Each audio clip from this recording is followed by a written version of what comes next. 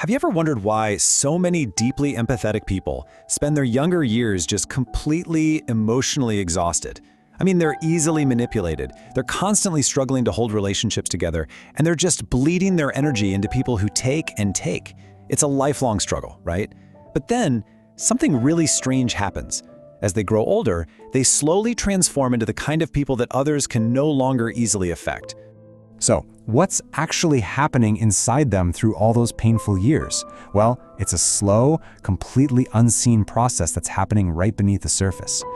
They endure so much that they eventually begin to feel like a deep ocean, one that no surface storm can disturb anymore. People look at them and they just wonder, how did you become unbreakable? And the truth is, it isn't through some sort of external power. No, it's through a profound psychological descent.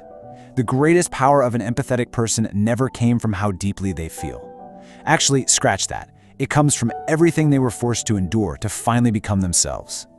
Welcome to This Explainer. Today, we're diving straight into the hidden architecture of the mind, and we're doing it through the lens of the legendary psychologist Carl Jung. We're going to look at the 5 profound psychological transformations that literally make an empath unbreakable.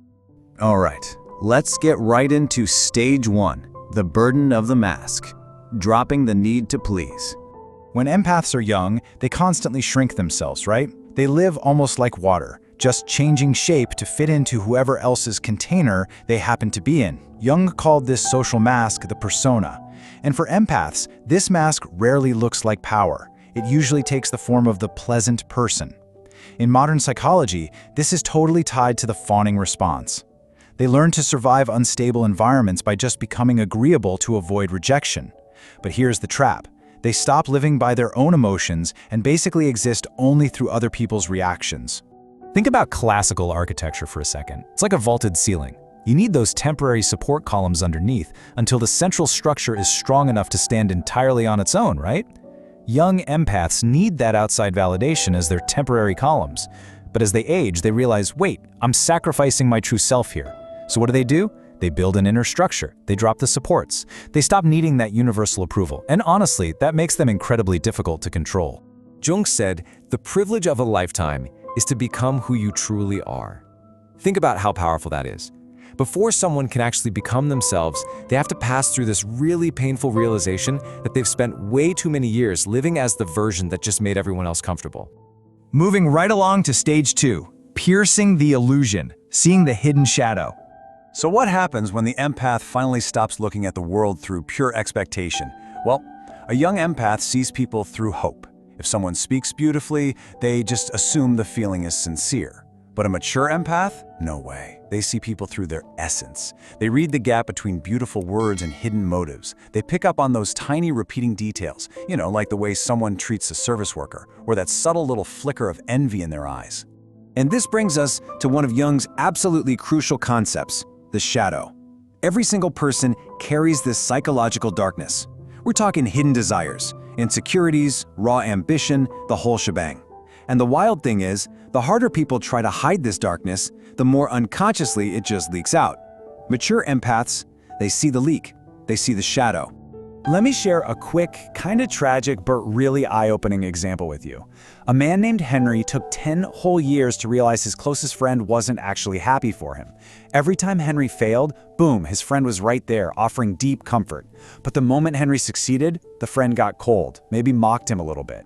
It literally took Henry until middle age to realize that some people are only comfortable when you remain beneath them. Once an empath sees this essence, that social mask completely loses its power. Jung put it perfectly. Until you make the unconscious conscious, it will direct your life and you will call it fate. This right here is exactly why the mature empath terrifies the people around them. Deep down, humans just sense when their social mask isn't working anymore. The empath becomes like this completely still lake, just reflecting back the very parts people try the absolute hardest to hide from themselves. Which brings us to stage 3, the silence, surviving the dark night. Seeing through others is tough, for sure. But the deepest, most terrifying thing a human being has to confront is the emptiness inside themselves when the phone screen finally goes dark. Mystics call this the dark night of the soul, It's entering an inner darkness where every familiar support just vanishes. And honestly, young empaths will stay in utterly dead relationships just to avoid the silence of an empty room. Think about ancient sailors crossing the Atlantic for the first time. Do you know what terrified them the most? It wasn't the violent storms. It was the endless stretches of perfectly still water. Total, absolute silence. It caused sheer panic because they felt totally disconnected from the human world. But the sailors who survived those silent waters, they became the absolute strongest. Empaths are exactly the same. Once they survive that silence, they realize it's not some scary abyss, it's just unfathomable depth. Who looks outside, dreams. Who looks inside, awakes. Once they get this, they stop viewing silence as a loss. They stop rushing into exhausting environments just to avoid being alone. Let me tell you, the profound freedom that emerges when an empath learns to sit peacefully in an empty room is just entirely unshakable. Now let's look at stage 4, the fortress, guarding your psychological energy. Once they stop running from the silence, they realize something huge. Where you place your focus literally determines your entire life. Now, we need to clear up a common misconception here. When Carl Jung talked about libido, he wasn't just talking about sexual energy. He viewed it as the total life energy of the human psyche, the force we use to love, obsess, hope, and endure.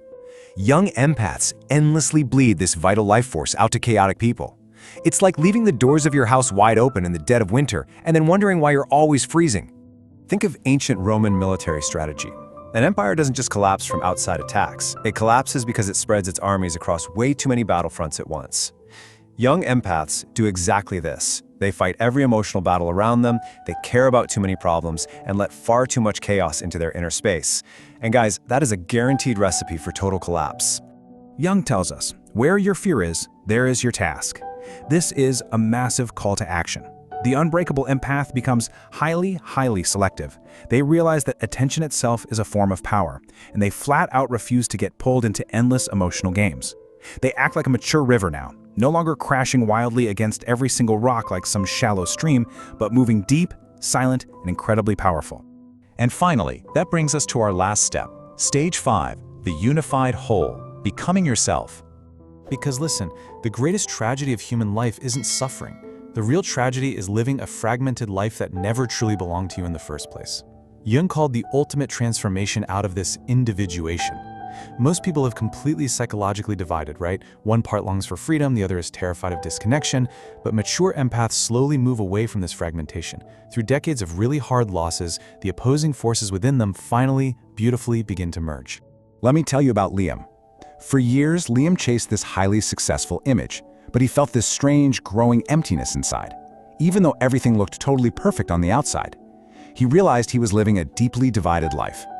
One part of him just wanted to slow down, write books, find some peace, while the other part forced him to maintain this relentless, exhausting performance. It wasn't until Liam finally let go of those external expectations that his soul returned to its own orbit. He united his contradictions. He became whole. And that is exactly what makes them unbreakable. They no longer fight themselves. They carry a profound inner stillness that only comes from walking through the absolute darkest parts of the self and coming out unified on the other side. So, I'm going to leave you with this one question to think about. Are you ready to stop running from your own inner world?